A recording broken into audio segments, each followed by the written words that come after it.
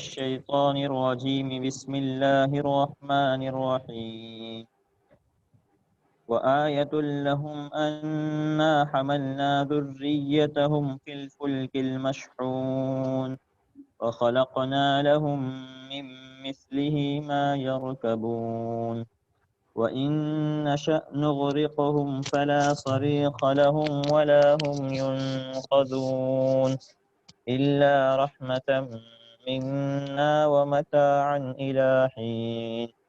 وإذا قيل لهم اتقوا ما بين أيديكم وما خلفكم لعلكم ترحمون وما تأتيهم من آية من آيات ربهم إلا كانوا عنها معرضين.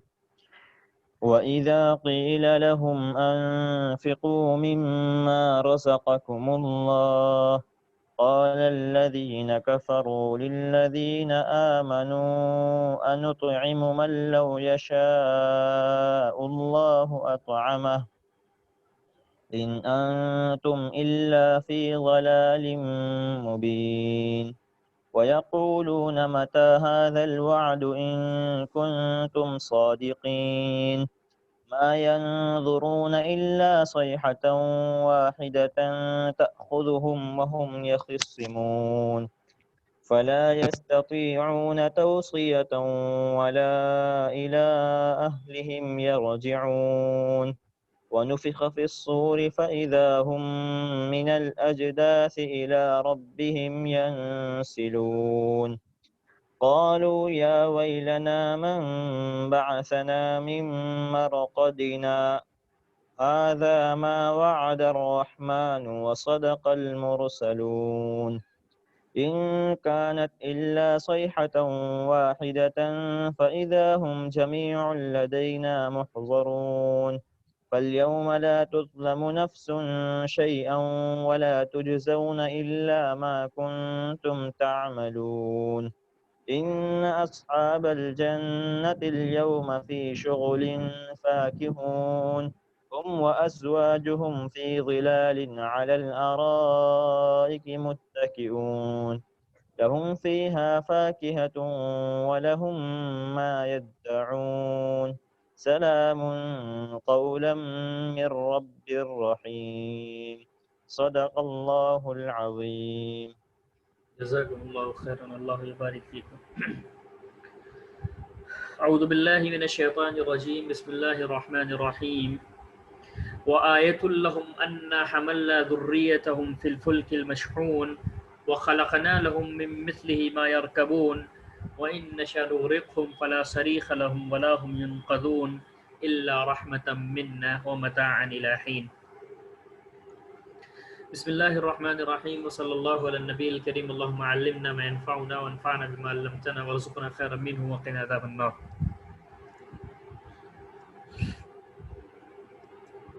اس سے پہلے کی چند آیات کے اندر اللہ رب العزت کی جانب سے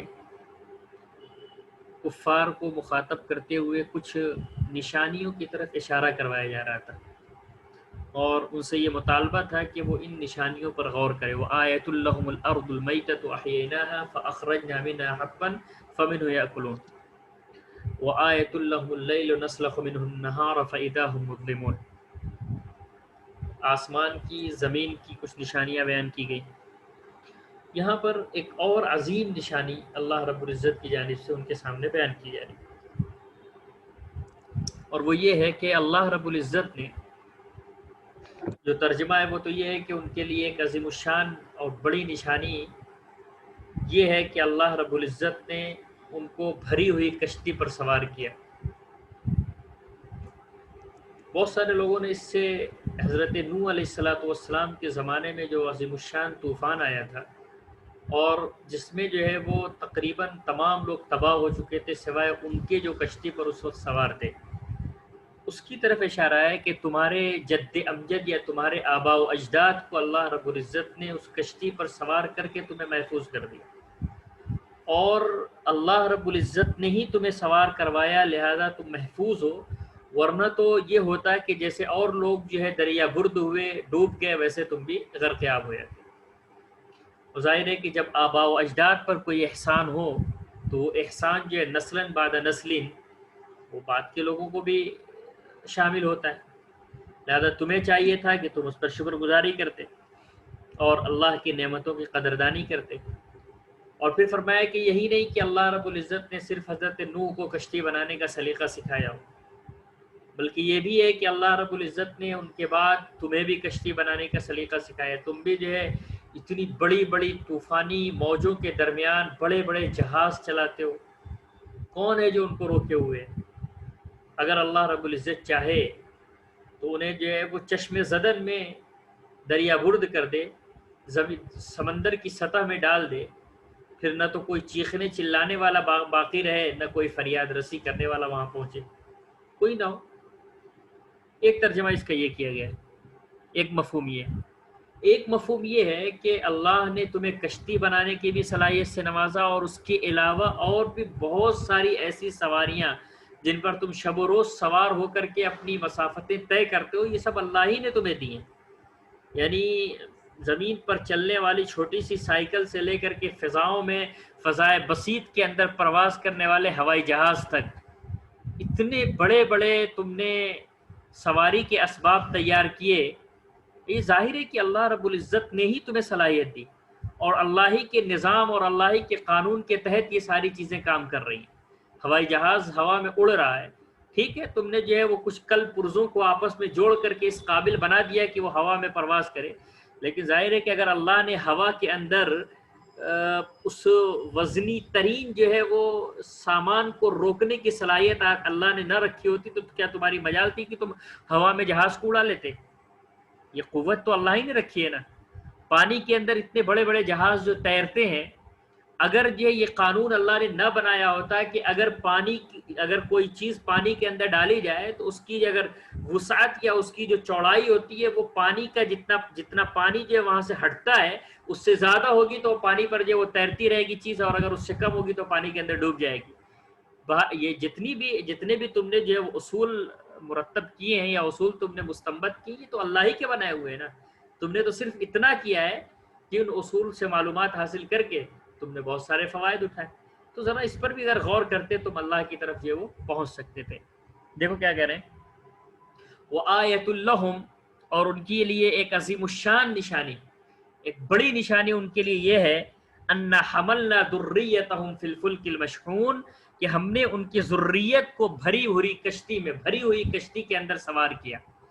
اَنَّا حَمَلْنَا ذُرِّيَّتَهُمْ فِي الْفُلْكِ الْمَشْحُونِ، کہ ہم نے ان کی ذریت کو بھری ہوئی کشتی کے اندر سوار کیا. شہن یشہن و شہنن کے معنی ہوتے بھرنے کے، مشحون معنی بھری ہوئی. اللہ ترجمہ ایک بار. وَآیَةٌ لَّهُمْ، اور ان کے لیے ایک عظیم الشان نشانی یہ بھی ہے، ہم نے بتایا تھا اس سے پہلے کہ آیتن کے اندر جو نکارہ ہے وہ فخامہ کے لیے، وہ عظمت کے لیے. ان کے لیے ایک عظیم الشان نشانی یہ ہے، اَنَّا حَمَلْنَا ذُرِّيَّتَهُمْ فِي الْفُلْكِ الْمَشْحُونِ، کہ ہم نے ان کی ذریت کو، ہم نے ان کی نسل کو بھری ہوئی کشتی کے اندر سوار کیا. اشارہ جو ہے وہ حضرت نوح علیہ السلام کی طرف ہے. بعض لوگوں نے کہا کہ مطلقاً یہاں کہا جا رہا ہے کہ اللہ رب العزت نے جو ہے وہ لوگوں کو سمندر کے سینے کو چیر کر کے اس پر سوار ہونے کی جو صلاحیت دی ہے اس کی طرف اشارہ ہے. دونوں ہو سکتا ہے، کوئی بعید نہیں. وَخَلَقْنَا لَهُم مِّن مِّثْلِهِ مَا يَرْكَبُونَ، اور ہم نے ان کے لیے اسی کے مانند اور بھی چیزیں تیار کی، پیدا کی. وَخَلَقْنَا لَهُم مِّن مِّثْلِهِ، اور ہم نے ان کے لیے، من مثلہ میں ہو کی ضمیر کا مرجع جو الفلک المشحون ہے، کہ ہم نے ان کے لیے اسی جیسی اور بھی چیزیں پیدا کی، ما یرکبون، جس پر وہ سوار ہوتے ہیں. ہم نے ان کے لیے اسی جیسی اور بھی چیزیں تیار کی، اسی جیسی اور بھی چیزیں پیدا کی، ما یرکبون، جن پر وہ سوار ہوتے ہیں. یعنی جس طرح سے جو ہے وہ سمندر میں چلنے کے لیے اور سمندر کی مسافت کو طے کرنے کے لیے کشتیاں ہم نے بنوائیں، ویسے ہی ہم نے ان کو خشکی پر چلنے کے لیے بہت ساری سواریاں دی. دونوں جگہوں پر وہ اپنی مرضی سے مسافت طے کرتے ہیں. ایک مفہوم اس کا یہ بیان کیا گیا. دوسرا مفہوم اور دوسرا ترجمہ یہ کیا گیا، وہ خلقنا لہم من مثلہ، کہ اسی جیسی کشتیاں ہم نے ان کے لیے اور بھی بنائی ما یرکبون جس پر وہ سوار ہوتے ہیں. دونوں لکھ لو. وخلقنا لهم من مثله اور ہم نے ان کے لیے اسی فلک مشحون جیسی اور بھی کشتیاں بنائی. وخلقنا لهم من مثله اور ہم نے ان کے لیے اسی بھری ہوئی کشتی کے جیسی اور بھی کشتیاں بنائی ما یرکبون جس پر وہ بعد میں سوار ہوتے ہیں. یعنی ایک تو حضرت نوح کے زمانے میں کشتی رہی اور اس کے بعد اللہ نے انسانوں کے اندر کشتی بنانے کی صلاحیت جو ہے وہ ڈال دی اور وہ جو ہے وہ مستقل بنا دے. لیکن ہمیں پہلا ترجمہ زیادہ اچھا لگ رہا ہے کیونکہ قرآن میں بہت ساری جگہوں پر جہاں بحری سفر کا تذکرہ ہے وہاں پر بری سفر کا بھی تذکرہ ہے. سمندری اور خشکی دونوں طرح کے اسفار کا تذکرہ ہے. لہذا یہاں پر جو ہے وہ من مثلہ وخلقنا لهم من مثلہ سے مراد جو ہے وہ مطلقاً سواریاں کی جائیں تو زیادہ بہتر ہے. پھر سے دیکھ لو. وآیۃ لہم اور ان کے لیے عظیم الشان نشانی یہ ہے انا حملنا ذریتہم فی الفلک المشحون کہ ہم نے ان کی نسل کو بھری ہوئی کشتی کے اندر سوار کیا. ہم نے ان کی نسل کو بھری ہوئی کشتی کے اندر سوار کیا. وخلقنا لهم من مثلہ اور ہم نے اسی جیسی اور بھی چیزیں تیار کی. ہم نے اسی جیسی اور بھی چیزیں پیدا کی. ما یرکبونہ اصل تھا. مفعول کی ضمیر جو ہے وہ چونکہ وہ فضلہ میں سے ہوتی ہے لہذا حذف کر دیا گیا یا کہ فواصل کی وجہ سے اس کو محذوف کر دیا گیا جس پر وہ سوار ہوتے ہیں.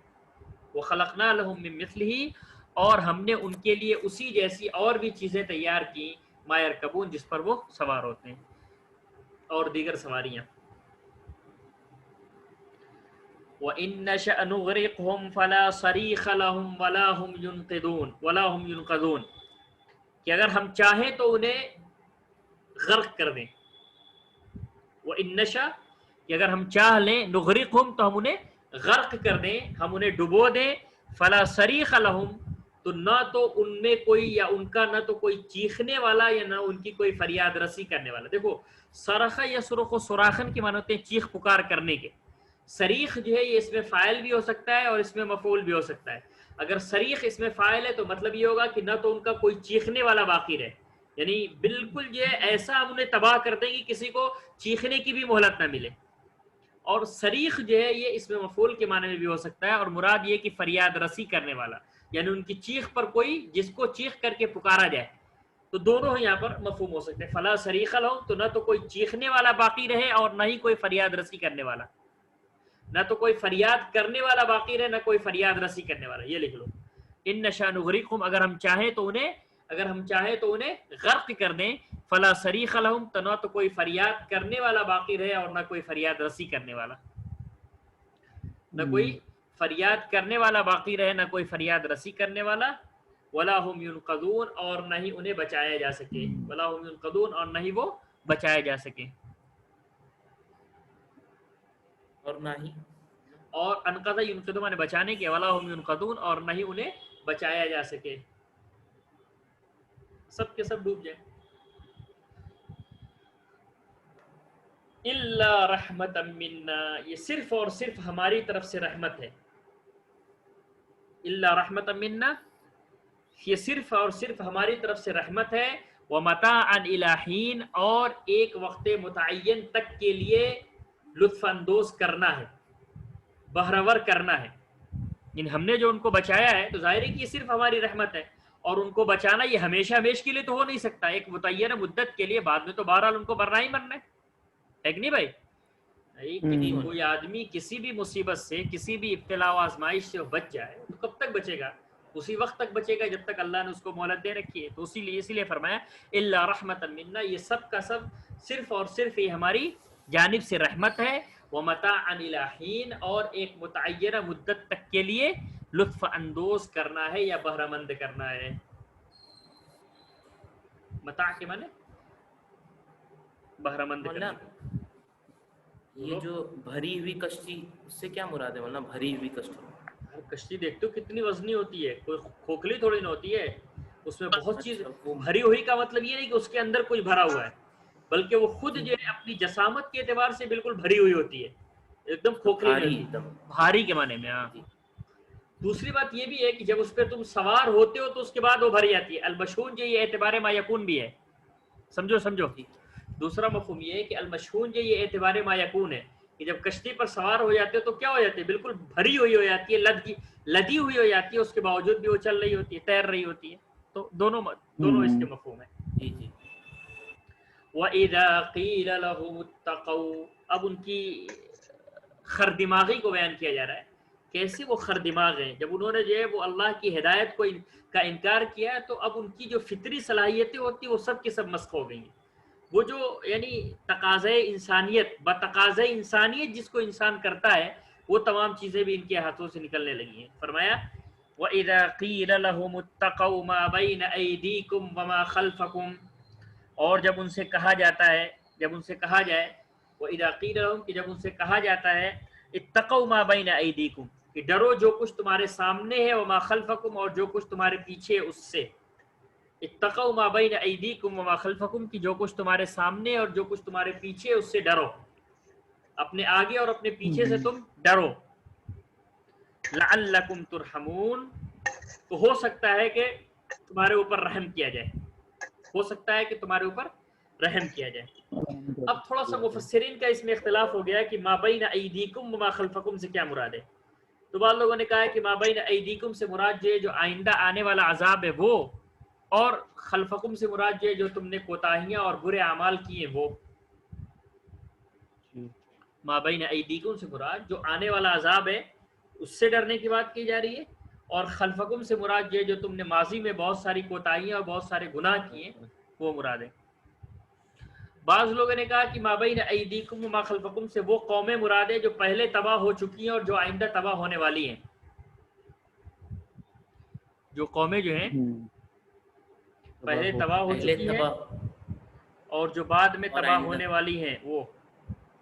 کچھ لوگوں نے یہ کہا ہے کہ ما بین ایدیکم سے مراد جو ہے وہ آسمان ہے اور ما خلفکم سے مراد زمین ہے. یہ تیسرا والا جو مفہوم جن لوگوں نے مراد لیا ہے انہوں نے قرآن کی ایک آیت سے سورہ سبا کے اندر یہی مضمون ہے جس کے اندر یہ کہا گیا ہے کہ اولم یروا افلم یروا الی ما بین ایدیہم وما خلفہم من السماء والارض، کہ ما بین ایدیہم وما خلفہم کی جو بیان اس کے لیے لایا گیا ہے وہ من السماء والارض لایا گیا ہے. یعنی کیا وہ ڈرتے نہیں ہیں؟ انہیں ڈرنا چاہیے کہ جہاں پر وہ رہ رہے ہیں ان کے اوپر اللہ کا پیدا کیا ہوا آسمان ہے، نیچے اللہ کی پیدا کی ہوئی زمین ہے. وہ ہر طرف جو وہ اللہ رب العزت کی مخلوقات کے درمیان وہ زندگی گزار رہے ہیں اور اس کے باوجود بھی وہ اللہ کی مخالفت کر رہے ہیں. ڈر نہیں لگتا ان کو؟ بھائی جس کی تم خلاف ورزی کر رہے ہو اسی کے جو ہے وہ گویا کہ علاقے میں تم رہ رہے ہو، تو مطلب تمہیں ڈر نہیں لگتا کہ اگر کہیں خدا نخواستہ وہ جو ہے ناراض ہو کر کے گرفت کر لے تو کہاں میں بچوں گا؟ تو بعض لوگوں نے یہ کہا ہے کہ یہاں پر من السماء والارض محذوف ہے. ما بین ایدیکم سے مراد السماء ہے اور وما خلفکم سے مراد الارض ہے. اور اس کا جواب محذوف ہے کہ جب ان سے ایسا کہا جاتا ہے تو وہ اعراض کرتے ہیں، وہ توجہ نہیں دیتے، یہ محذوف ہے. وَإِذَا قِيلَ لَهُمْ کہ جب ان سے کہا جاتا ہے اتقوا ما بین ایدیکم وما خلفکم کہ جو کچھ تمہارے سامنے ہے اور جو کچھ تمہارے پیچھے ہے اس سے بچو، لعلکم ترحمون ہو سکتا ہے کہ تمہارے اوپر رحم کیا جائے. تو وہ لوگ اس سے فَإِذَا هُمْ مُعْرِضُونَ یا وہ اس سے اعراض کرتے ہیں، وہ اس سے اعراض کرتے ہیں. اس کو بین القوسین میں لکھ لیجیے، یہ محذوف ہے یہاں پر. مولانا جی حضرت نوح علیہ السلام کی کشتی میں جو لوگ بعد میں بچ گئے تھے وہ لوگ ایسا کرنے لگے تھے. ارے قریش کے لوگوں جن کو عذاب سے قریش کے لوگوں کو کہا جا رہا ہے. ہم یہ کہ بھائی پوری نسل انسانی جو چلی ہے وہ حضرت نوح کے ساتھ جو کشتی پہ سوار تھے انہی کے ذریعے سے چلی ہے نا. جی جی جو آبا و اجداد پر اگر احسان کیا گیا تو وہ احسان نسلاً بعد نسلیں سارے لوگوں کو شامل ہوگا نا. بھائی تمہارے پردادا نخدادا اور آگے چل کر کے اگر کسی کے ساتھ کوئی احسان ہوا ہے تو ظاہر ہے کہ تمہیں بھی تو اس احسان کو جو ہے وہ احسان شناس ہونا چاہیے، اس احسان کو جو ہے وہ شمار کرنا چاہیے. ایسا تھوڑی نہیں کہہ رہے وہ ہمارے پردادا کے ساتھ ہوا تو ہم سے کیا ہے، بھائی تم بھی تو انہی کی نسل سے ہو. تو وہی یہاں پر بیان کیا جا رہا ہے کہ اگر ابھی تک تم کشتی میں پھنسے ہوئے رہے باہر نکلو بھائی، بہت آگے نکل گئے ہم لوگ جی نوح کی کشتی سے باہر نکلو. وَإِذَا قِيلَ لَهُمُ اتَّقَوْا مَا بَيْنَ أَيْدِيكُمْ وَمَا خَلْفَكُمْ اتقوا کہہ رہے اتقوا. وَإِذَا قِيلَ لَهُمُ اتَّقُوا مَا بَيْنَ أَيْدِيكُمْ وَمَا خَلْفَكُمْ کہ جب ان سے کہا جاتا ہے کہ جو کچھ تمہارے سامنے ہے اور جو کچھ تمہارے پیچھے اس سے ڈرو، فَإِذَا لَعَلَّكُمْ تُرْحَمُونَ کہ ہو سکتا ہے کہ تمہارے اوپر رحم کیا جائے. تو وہ لوگ اعراض کرتے ہیں. وہ لوگ کیا کرتے ہیں؟ اعراض. وما تو اس میں مولانا کیا محذوف ماننا چاہیے؟ کچھ بھی اسی کے سما اور اذا هم معرضون. ہاں یہاں پر تو ما بین ایدیکم وما خلفکم سے مراد ما بین ایدیکم سے مراد من السمائی ہے، وما خلفکم سے مراد من الارضی ہے.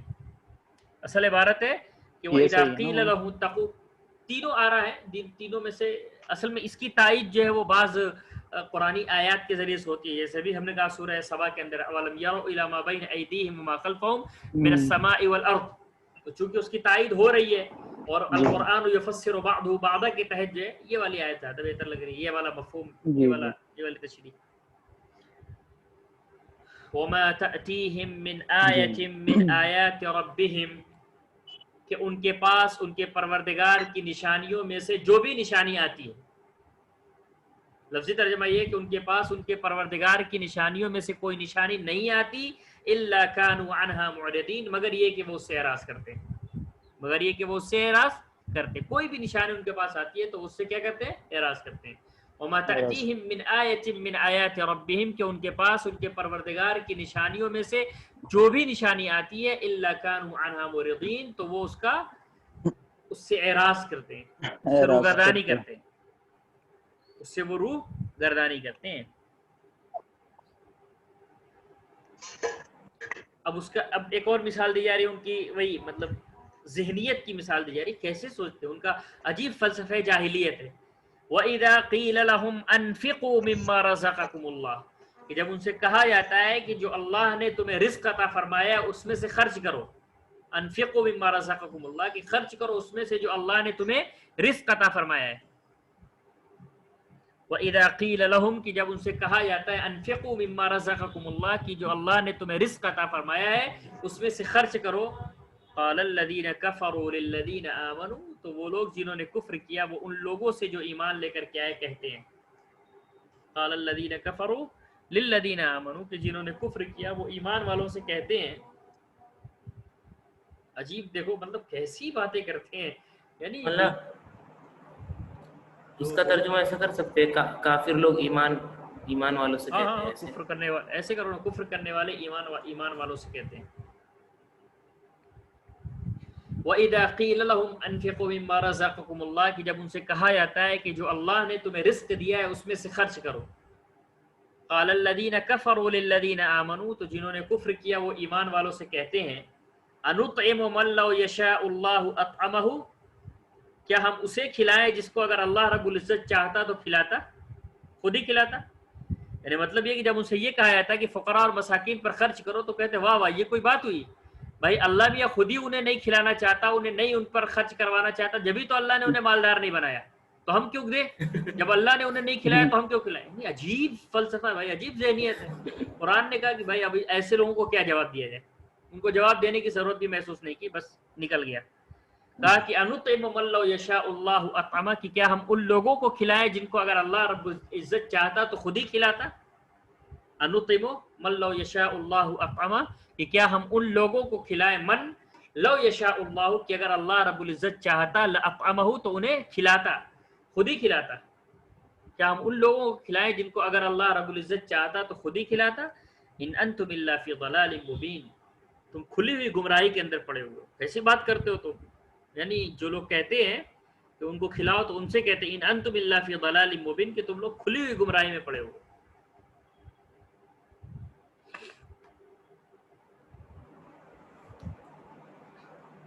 وَإِذَا قِيلَ لَهُمْ أَنفِقُوا مِمَّا رَزَقَكُمُ اللَّهُ، کہ جب ان سے کہا جاتا کہ جو اللہ نے تمہیں رزق دیا ہے، رزق عطا فرمایا، اس میں سے خرچ کرو.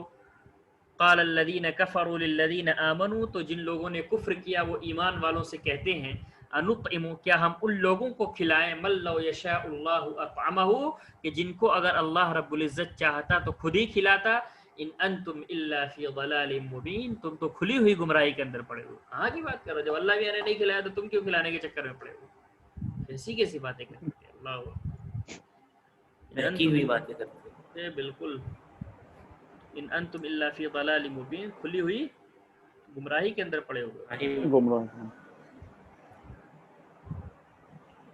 وَيَقُولُونَ مَتَى هَذَا الْوَعْدُ إِن كُنتُمْ صَادِقِينَ، اور وہ کہتے ہیں کہ یہ وعدہ کب آئے گا، متی ھذا الوعد، یہ وعدہ سے مراد وہی جو قیامت کے بارے میں کہا جا رہا ہے، قیامت. یہ وعدہ کب آئے گا ان کنتم صادقین، اگر تم سچے ہو. یہ جو ان کا کہنا ہوتا تھا یہ استہزاءً ہوا کرتا تھا، یہ طلب حقیقت کے لیے نہیں ہوتا تھا، اکتشاف حال کے لیے نہیں ہوتا تھا، بلکہ یہ مذاق کے لیے، تفریح کے لیے کہا کرتے تھے. واہ واہ، ارے وہ کب آئے گا، امتحان کب ہے بتائیے تو تھوڑا، مذاق.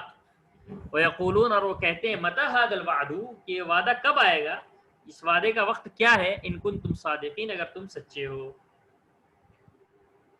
قرآن کہہ رہا ہے ما ينظرون الا صیحة واحدہ، وہ لوگ صرف ایک چیخ کے منتظر ہیں. صیحہ سے مراد وہی زبردست چیخ، ایک بھیانک چیخ. جب قیامت آئے گی تو ایسی زوردار چیخ ہوگی کہ اس کے بعد سب کے سب جو وہ مر جائیں گے. ما ينظرون الا صیحة واحدہ، کہ وہ لوگ ایک بھیانک اور خطرناک چیخ کے منتظر ہیں.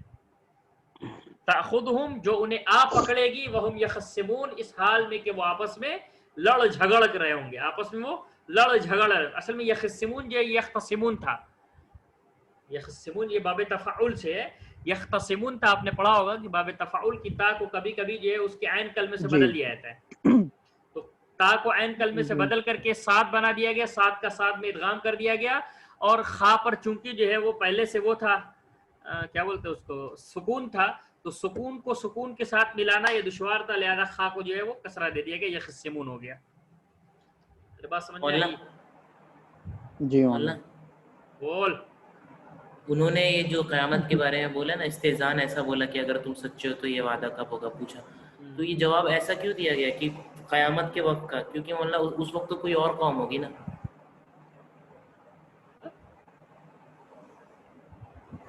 انہوں نے یہ پوچھا کہ یہ وعدہ کب ہوگا اگر تم سچے ہو، تو جواب اس وقت کا کیوں دیا گیا قیامت؟ یہ کس کو معلوم کہ قیامت کب آئے گی؟ ہو سکتا ہے انہی کے اوپر آ جائے. ایک بات یہ، وہ تو ہے نہیں نا ابھی، ارے تو اب تو جو یہ ہر ایک قریش کے اس وقت ہے. نہیں، تو قریش کے لیے اگر کوئی بات کہی جا رہی تو اب جتنی آیات قریش کے بارے میں وہ تو سب ختم ہو گئی، کیونکہ اب قریش ہے ہی نہیں. قریش اصل میں کوئی آیت جو ہے کسی سبب سے نازل ہوتی ہے، لیکن اس کا جو مفہوم ہوتا ہے وہ عمومی ہوتا ہے نا.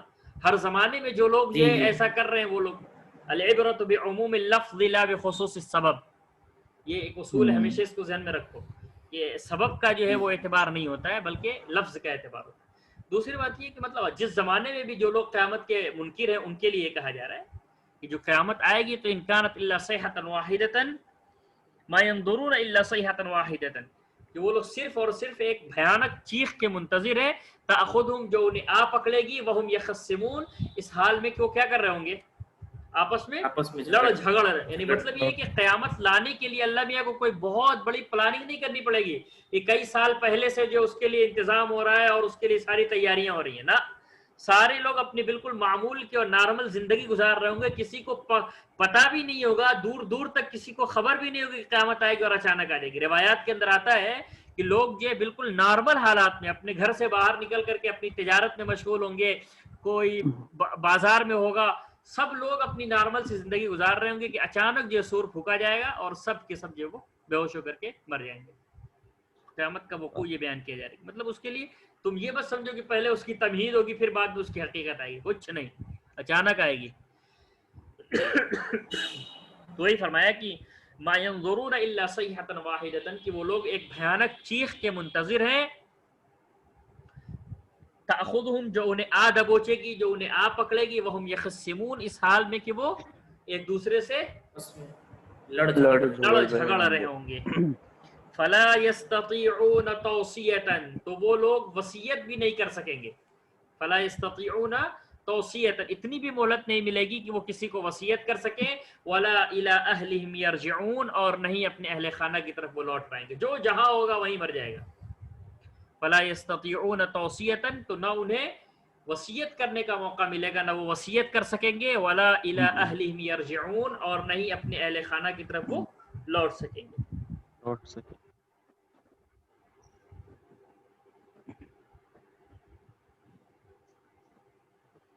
وَنُفِخَ فِي الصُّورِ، اور سور پھونکا جائے گا.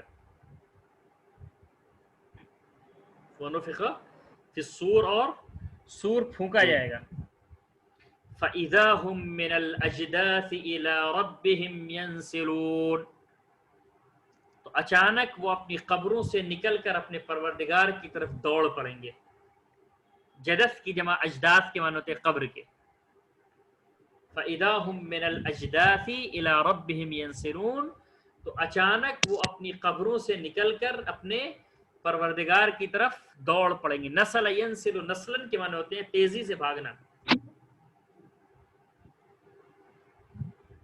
پہلا جو سور پھونکا جائے گا تو وہ تو بہت خطرناک ہوگا. وہ چیخ سے مراد وہی ہے نا مولانا؟ ہاں وہی سور. پہلا سور جو ہوگا تو اس میں سارے لوگ مر جائیں گے. دوسری مرتبہ جب سور پھونکا جائے گا تو اس کے بعد یہ لوگ نکل کر کے اپنی قبروں سے نکل کر کے اپنے پروردگار کی طرف جمع ہونے لگے. یعنی خلاصہ یہی ہے کہ اللہ میاں کو جو ہے قیامت لانے میں اور قیامت لانے کے بعد لوگوں کو اپنے حضور جمع کرنے میں کسی دقت اور پریشانی کا سامنا نہیں کرنا پڑے گا.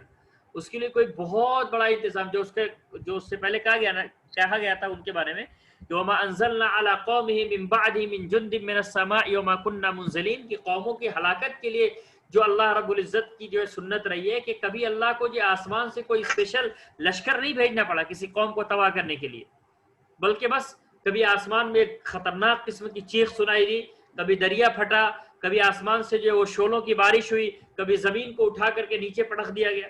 سب جو ہے وہ ایسا لگا کہ مطلب کوئی مسئلہ ہی نہیں ہے اللہ کے لیے. اب ظاہر ہے کہ اللہ کے لیے کیا مسئلہ ہوگا بھائی، اللہ کے لیے کیا مسئلہ ہوگا؟ وہ ایک لمحے میں وَإِذَا أَرَادَ شَيْئًا أَن يَقُولَ لَهُ كُن فَيَكُونُ، کہ کسی چیز کو کرنا چاہتا ہے تو خالی کن کہتا ہے. وہ کن بھی جو ایک وقت چاہتا ہے، اتنا بھی وقت اللہ کو نہیں لگتا اور ساری چیز ہو جاتی ہے. کس خوشگمانی میں لوگ مبتلا ہیں کہ بھائی اللہ میاں کو جو یہ چاہیے ہوگا، وہ چاہیے ہوگا، تب جا کے قیامت آئے گی. انہی سب جو ہے وہ خام خیالیوں کا یہاں پر جواب دیا جا رہا ہے. وَنُفِخَ فِي الصُّورِ، اور سور پھونکا جائے گا. فَإِذَا هُم مِّنَ الْأَجْدَاثِ إِلَىٰ رَبِّهِمْ يَنْسِلُونَ، تو چشم زدن میں وہ اپنی قبروں سے نکل کر کے اپنے پروردگار کی طرف دوڑ پڑیں گے. فَإِذَا هُم، تو چشم زدن میں اچانک، اذا یہاں پر فجائیہ ہے. اذا کیا ہے یہاں پر؟ فجائیہ، اچانک. فَإِذَا هُم مِّنَ الْأَجْدَاثِ، کہ وہ اپنی قبروں سے نکل کر کے إِلَىٰ رَبِّهِمْ يَنْسِلُونَ، أي يَنْسِلُونَ إِلَىٰ رَبِّهِمْ. اور یہاں پر بھی دیکھو إِلَىٰ رَبِّهِمْ کو مقدم کیا گیا، کئی اور بھاگ بھی نہیں سکیں گے. ایسا لگے گا کہ مطلب ادھر ہی جو ہے وہ سارے لوگ بغیر کچھ کہے ہوئے جاتے چلے جا رہے ہیں.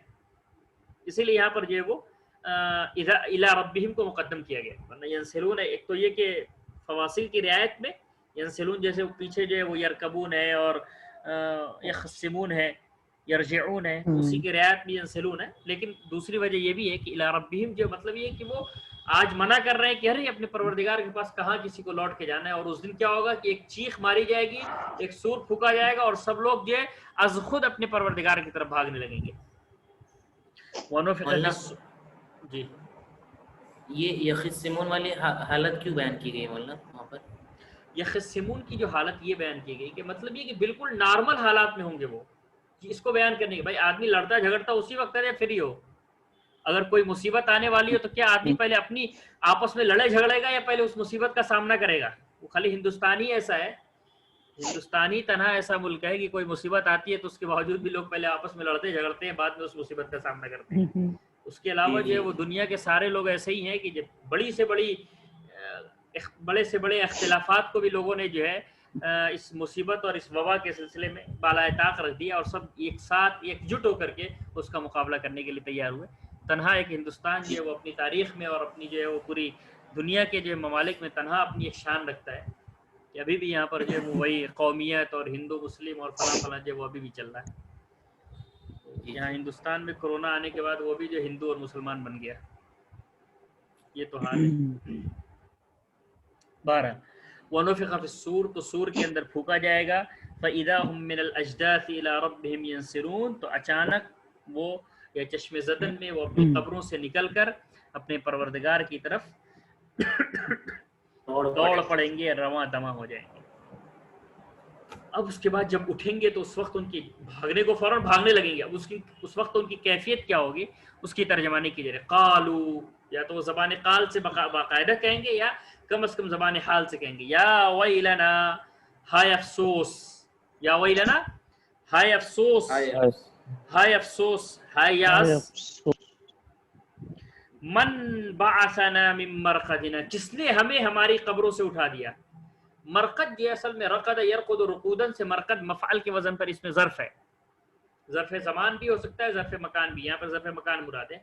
مراد یہ کہ وہ جگہ جہاں پر وہ سوئے ہوئے، ان کو ایسا لگے گا کہ وہ اپنے بستر پر سوئے تھے اور اچانک یہ چیخ سنائی دی اور ان کو بھاگنا پڑ رہا ہے، تو ایسا لگے گا ان کو اپنے سونے میں خلل پڑ رہا ہے. بہرحال یعنی چونکہ جو ہے یعنی میدان حشر کی جو ہولناکی ہوگی وہ بہرحال یہ قبر کی ہولناکی سے کہیں زیادہ بڑی ہوگی. تو ان کو لگے گا کہ بھائی ہم تو قبر میں ہی سکون سے تھے، یہاں تو جو اور خطرناک مصیبت ہے. ارے بات سمجھ میں آ رہی ہے؟ جی جی